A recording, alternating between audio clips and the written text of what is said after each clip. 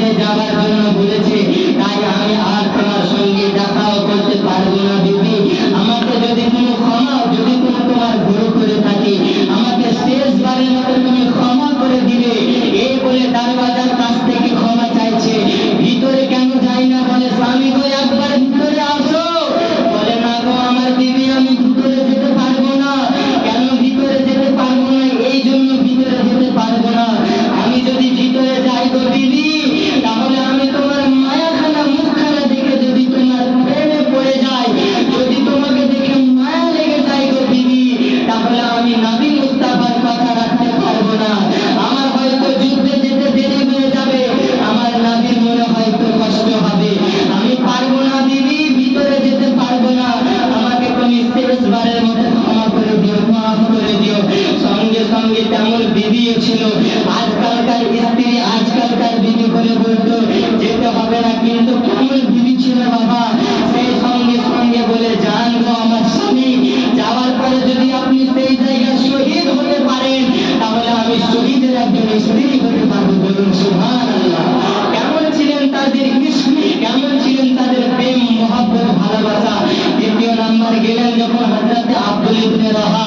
হযরতে আব্দুল ইবনে রাহা যাওয়ার পরে বলে, ছোট ছোট সন্তানদের কাছে যাওয়ার পরে এমন ভাবে লালন পালন করতেছে, বারবার একবার ছোট ছোট শিশুদের মুখে, সন্তানদের মুখে একবার চোখে চুমা দেয়, একবার মুখে চুমা দেয়।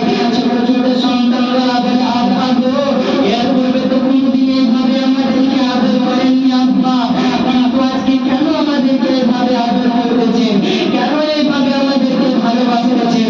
কিন্তু আমার আব্দুল ইবনে রাহা বলতে পারছে না যে আমি হয়তো আর এই যুদ্ধ থেকে ফিরে আসতে পারবো না।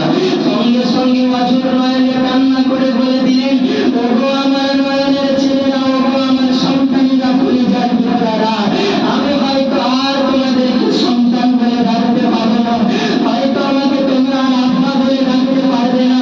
সঙ্গে সঙ্গে তার অর্ধাঙ্গিনীর কাছে গিয়ে বলে, ওগো আমার বিবি, ওগো আমার স্বামী, ওগো আমার স্ত্রী, আমাকে শেষবারের মতো তুমি ক্ষমা করে দিও, হয়তো আমি আর এই যুদ্ধ থেকে ফিরে আসতে পারবো না।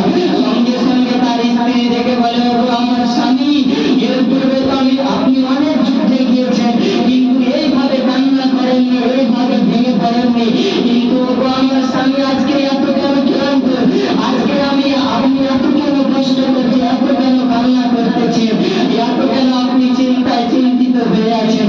তখন হযরতে আব্দুল ইবনে রাহা বলে, ওগো আমার বিবি শোনো, এরপরে অনেক যুদ্ধ গিয়েছি, অনেক যুদ্ধে গিয়েছি, কিন্তু এই যুদ্ধের মতো যুদ্ধ কোনো যুদ্ধ ছিল না গো।